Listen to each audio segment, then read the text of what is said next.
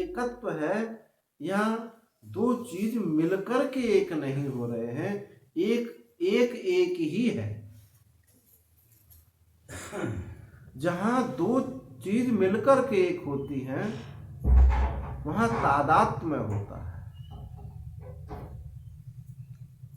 ध्यान के द्वारा परमात्मा को के साथ तादात्म्य कर लिया।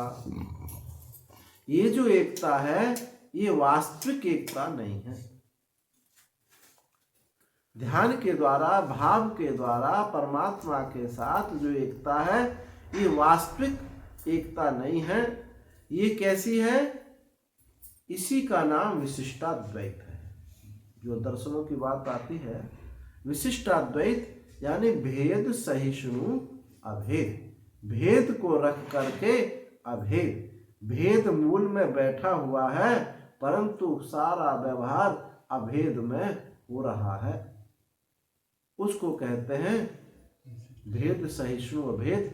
दृष्टांत के रूप में समझे, जैसे जरासंध का नाम सुना होगा।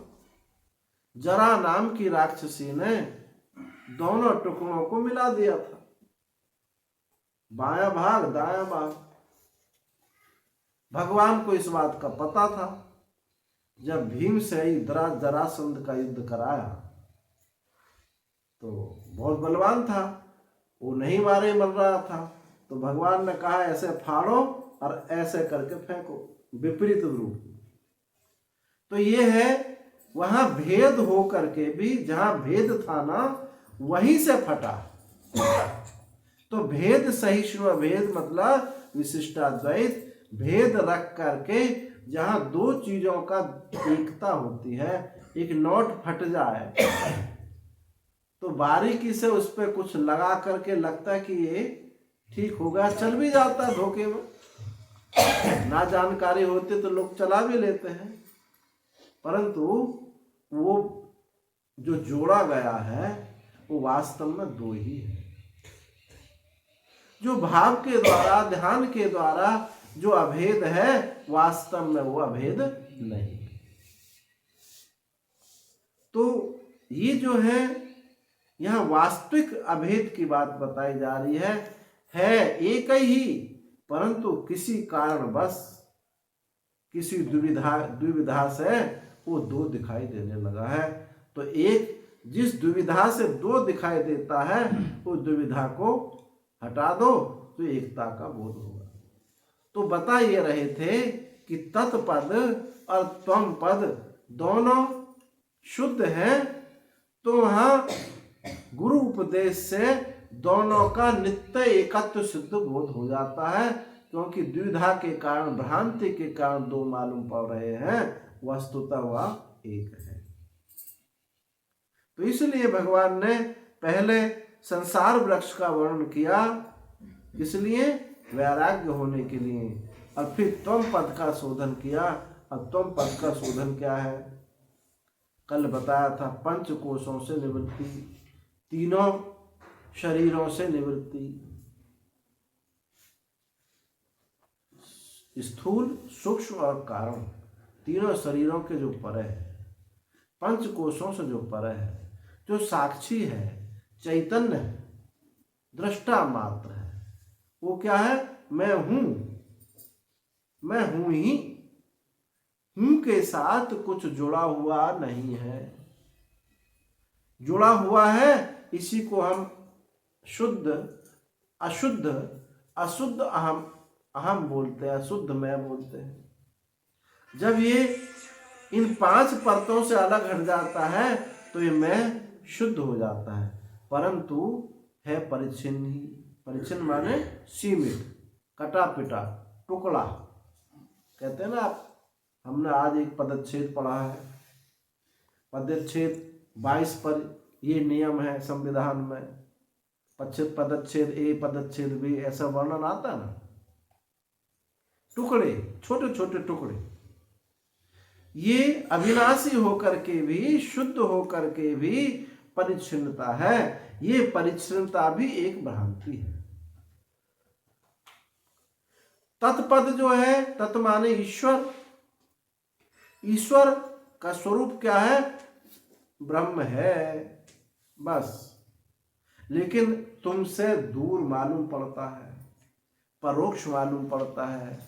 उसमें कमी, दोनों की एकता में कमी क्या है? एक में परिच्छिन्नता है और एक में परोक्षता है। एक अपने से दूर मालूम पड़ता है और एक जो है सीमित मालूम पड़ता है। ये दोनों का दोनों भ्रांति है। जब गुरु उपदेश से कहा कि तत्त्वमसि, तुम वही हो, अहम ब्रह्म परम धाम ब्रह्माहम परमम पदम, ब्रह्म मैं हूं, ब्रह्म मैं हूं और मैं ब्रह्म हूं। दोनों तरफ से कि घड़ा मिट्टी है और मिट्टी ही ये घड़ा है। तो यहाँ मिट्टी ही मिट्टी है, मिट्टी वास्तविक एकत्व हो गया और घड़ा जो है नाम रूप कल्पित हो गई।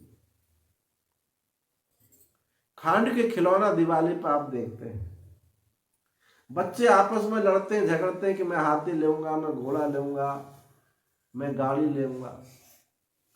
लेकिन आप लोग नहीं लड़ते, क्योंकि आप जानते हैं चाहे हाथी ले मैं चाहे घोड़ा ले मैं, ये तो खांड ही तो है। तो ये जो भिन्नता है, इस नाम रूप के कारण भिन्नता है, ने आप तो केवल शुद्ध बुद्ध मुक्त स्वरूप ही है। तो यहां पहले तीसरे श्लोक में त्वम पदार्थ का शोधन की बात बताई, अब यहां चौथे श्लोक में तत्पदार्थ की शोधन की बात बता दी। ततः पदम तत्परिमार्गितव्यम, उस पद की, पद क्या है?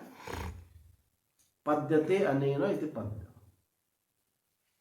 जिससे जो प्राप्त किया जाता है।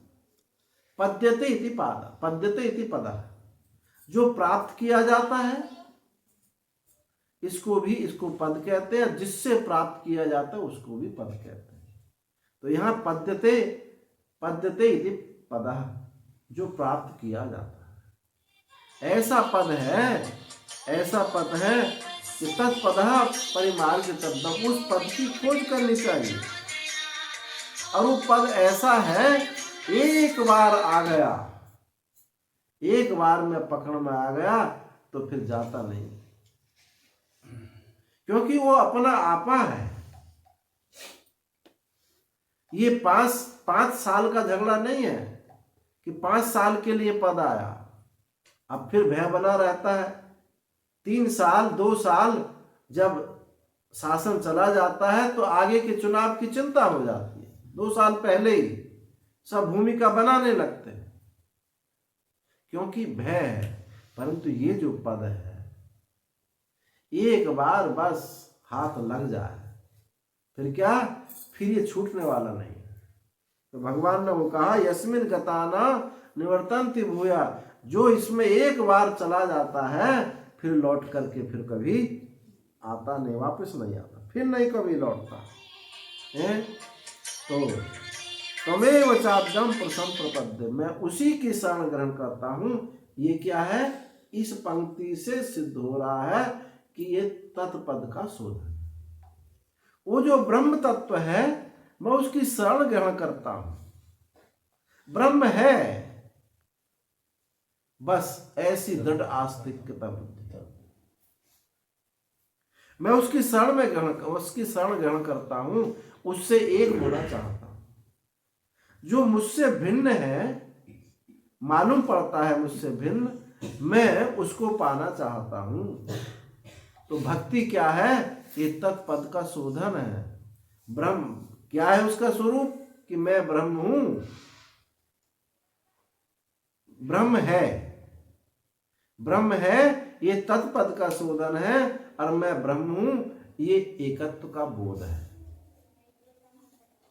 तो यहां कहा त्वमेव चाद्यम परसम प्रपद्ये, मैं उसी ही आद्य पद को, आद्य पद माने जब जो सबका कारण है, जिससे ही जिस परमात्मा से ही सब ये जागृत होता है, स्वप्न होता है, सुसुप्ति होती है, जिस परमात्मा से ही ये सृष्टि होती है, प्रलय होती है, स्थिति रहती है, जिसकी सत्ता से सूर्य समय पर उदित होते हैं, चंद्रमा समय पर उदित होता है, समय पर ऋतुएं आ जाती हैं।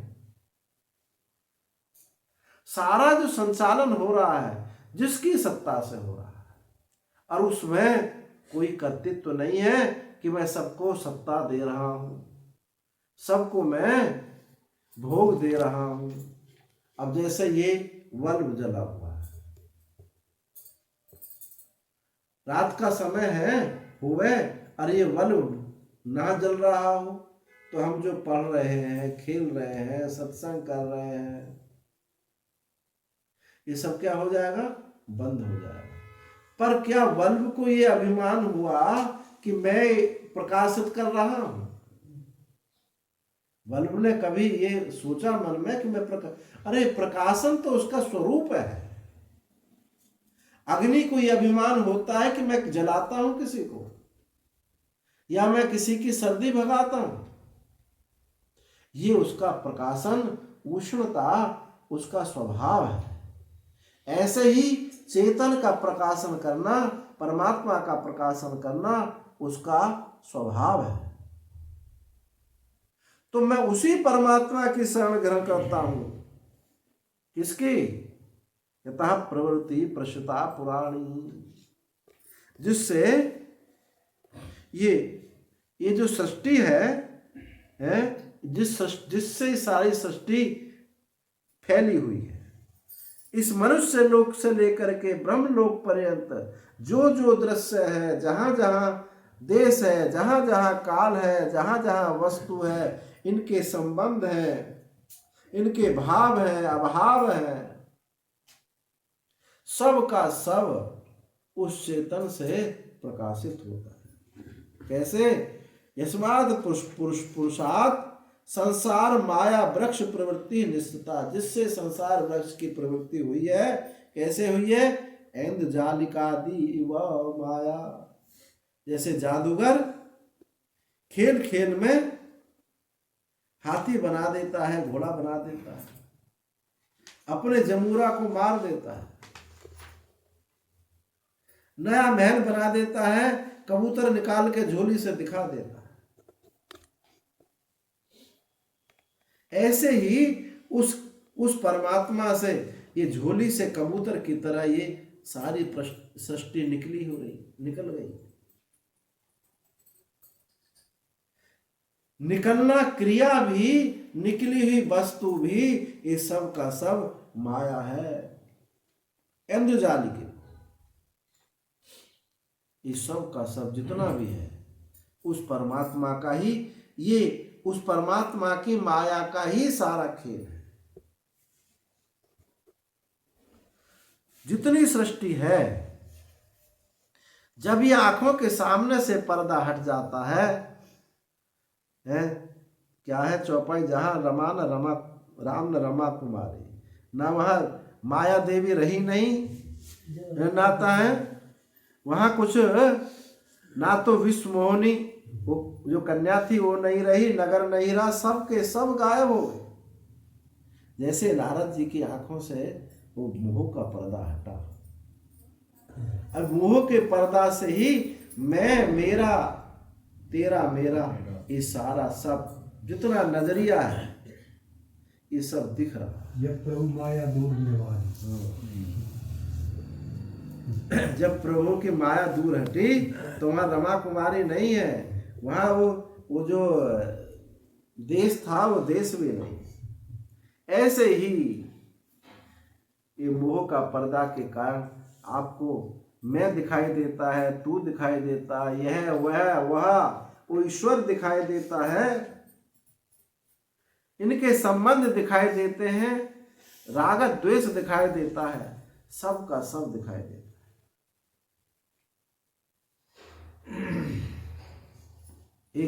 एक राजा थे लवण, अपनी राज्यसभा में बैठे हुए थे। एक ऐन्द्रजालिक वहां आया, उसने महाराज को प्रणाम किया और बोला, महाराज यदि आपकी आज्ञा हो तो मैं कुछ खेल दिखाऊं।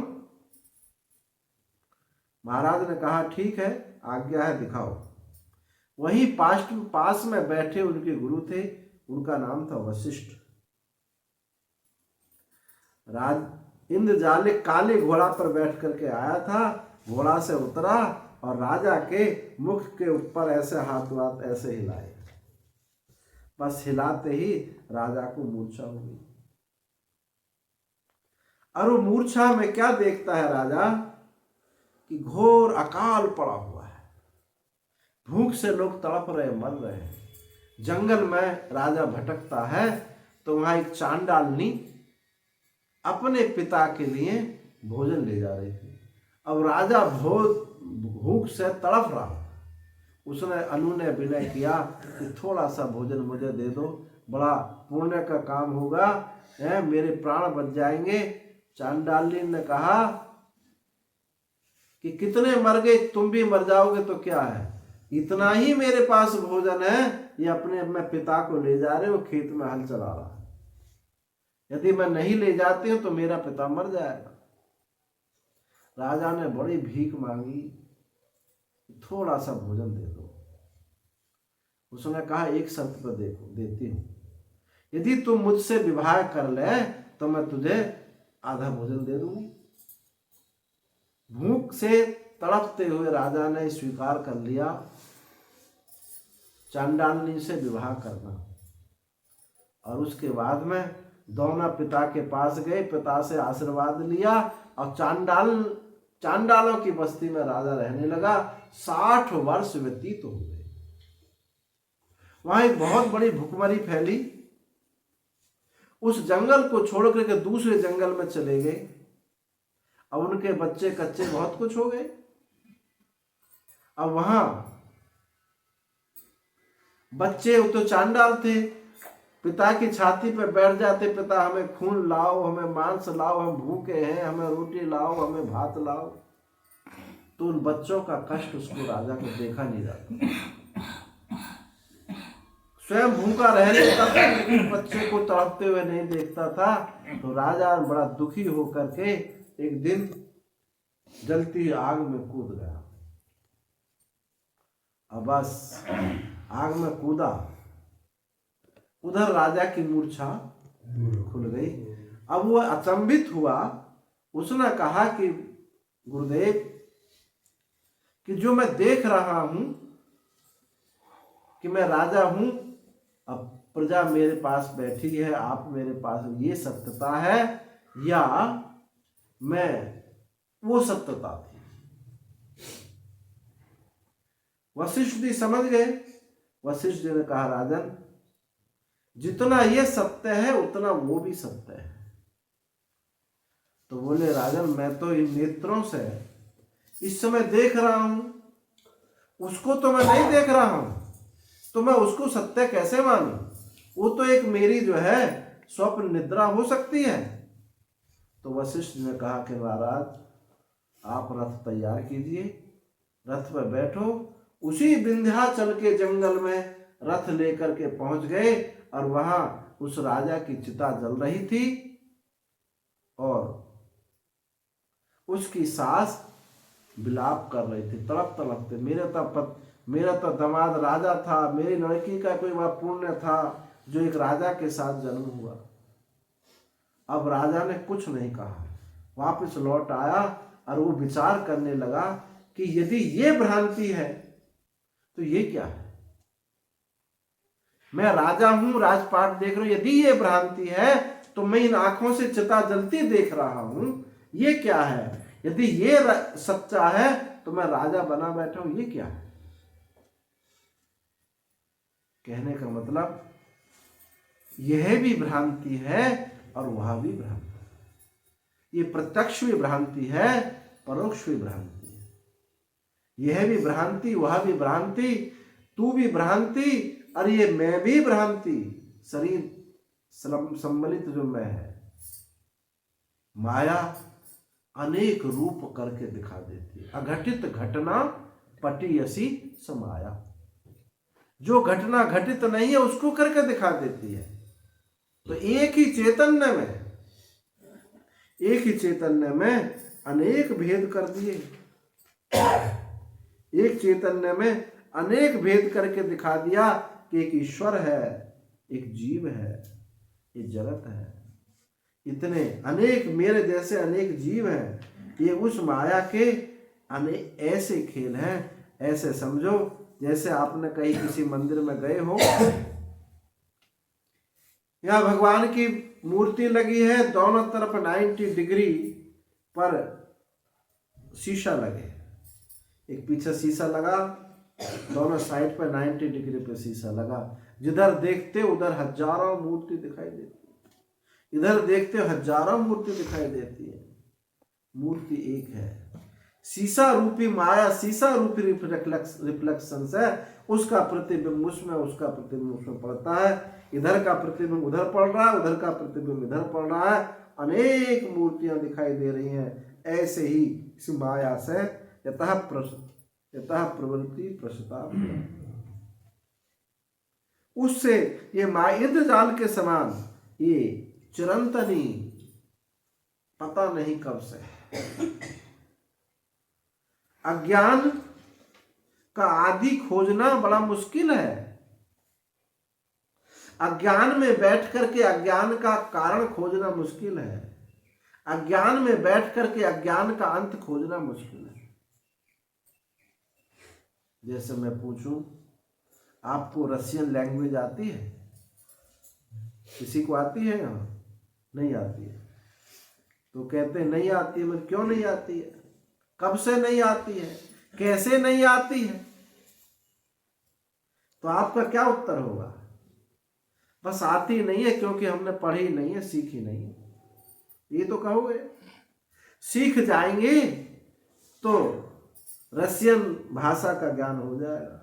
ऐसे ही अगर ये बैठ करके अज्ञान में बैठ करके, जैसे रशियन भाषा आती नहीं है और हम रशियन भाषा के अज्ञान को खोजें तो पता नहीं चलेगा। अनादि है अज्ञान, अनादि है और अंत वाला है। जब तक सीखते नहीं है तब तक अनादि है, जब सीख लेते हैं तो इसका अंत हो जाता है। जब आपने रशियन सीखी तो रशियन का अज्ञान समाप्त हो गया। तो अनादि चिरंतन माने पुरानी, चिरंतनी अनादि। अज्ञान में बैठ करके अज्ञान को खोजा नहीं जाता। जिस समय ज्ञान होगा उसी क्षण ये अज्ञान का आदि और अंत पता चलेगा। आदि और अंत क्या है अज्ञान का? अरे ये तो था ही नहीं। ये जो दिख रहा था, जो दिखा रहा था, ये था ही नहीं। इतने दिन पश्चाताप करते, इतने दिन भ्रांति में पड़े रहे। इसी भ्रांति से दुख होता है। जैसे एक दृष्टांत और देखें, मंद अंधकार के समय में आपने एक सांप देखा सायंकाल के समय में। अब आप सांप जैसे पैर उस पर पड़ना चाहा, कूद करके दूसरी तरफ कूदे और वहां एक कील गढ़ी थी, कील आपके पैर में घुस गई। कील में ब्लड निकला है, उसमें सेप्टिक पड़ गया, पैर कट गया। और सुबह को देखा था तो रस्सी थी वहां, तो रस्सी पड़ी हुई थी, सांप था ही नहीं। उस झूठे सांप ने आपका पैर कटवा दिया। दुख हुआ। ऐसी झूठी भ्रांति, जितना भी सब बेमनस्ता है, जितना भी दुख है, जितना भी अभाव है, जितने सारे दोष हैं, इस सब भ्रांति के कारण। मेरा तेरा ये जो है, भाई की भाई से नहीं बनती है, सास की बहू से नहीं बनती। ये सब जो जितनी बेमनस्ता है, ये सब किसी बेमनस्ता, इस अज्ञानता के कारण। इसलिए समझदारी का नाम मुक्ति है और नासमझी का नाम मृत्यु है, बंधन है। तो समझदारी ही शास्त्र महात्मा लोग समझदारी सिखाते हैं, समझदारी बताते हैं कि इस भ्रांति में मत डूबो। जो आज है कल रहने वाला नहीं है। जो कल था वो भी नहीं रहेगा। जो कल आएगा वो भी नहीं रहेगा। इसलिए क्यों व्यर्थ के विवाद में कलह में पड़ते हैं। वो भी एक सूत्र याद रखें कि ये भी नहीं रहेगा, ये भी नहीं रहेगा। उसी जिस समय आपने कहा ये भी नहीं रहेगा, उसी क्षण दुख हल्का हो जाता है। दुख कोई ठोस वस्तु नहीं है, मन का एक ख्याल है, आगंतुक है। कभी कभी ऐसी चीज पे दुख हो जाता है जिससे कुछ हमारा लेना देना नहीं। और कभी कभी बहुत बड़ी घटना हो, उसमें दुख नहीं हो। वो बहुत बड़ी घटना हो तब क्रोध नहीं आता। और कभी कभी एक कंडा पे क्रोध आ जाता है कि हमारा कंडा ले लिया। गाँव में लड़ाई जब होती है ना, एक कंडा के ऊपर हो जाती है, इसने एक कंडा ले लिया, एक कंडा पर लड़ाई हो जाती है। और कभी कभी बहुत कुछ संपत्ति लेने पर नहीं होती। यही इसी से सिद्ध होता है ये मानस ख्याल है। तो यतः प्रवृत्ति प्रसृता पुराणी, उसी से सारा ये सब फैला हुआ है, इंद्रजाल के समान है। देखो ये जगत जो है, एक तो है बनना, एक है दिखना। तो एक सबसे बड़ी भ्रांति तो ये बनी बैठी है कि जगत बना है। अब बना है तो कोई बनाने वाला है। अब बना है, बनाने वाला है। अब बनी जो वस्तु बनती है उसके लिए मटेरियल भी कहीं से आता है। मकान बना है, मकान को बनाने वाला है, मकान का नक्शा भी बनाने वाला कोई आर्किटेक्ट इंजीनियर है। और मकान बना तो उसके लिए मटेरियल भी कहीं से, रोड़ी बदरपुर सीमेंट, ये भी कुछ आएगा। तो जो वस्तु बनती है उसके लिए उपादान की आवश्यकता है। अब ये प्रश्न उठता है कि ईश्वर ने जगत बनाया तो ये उपादान कहां से लाया?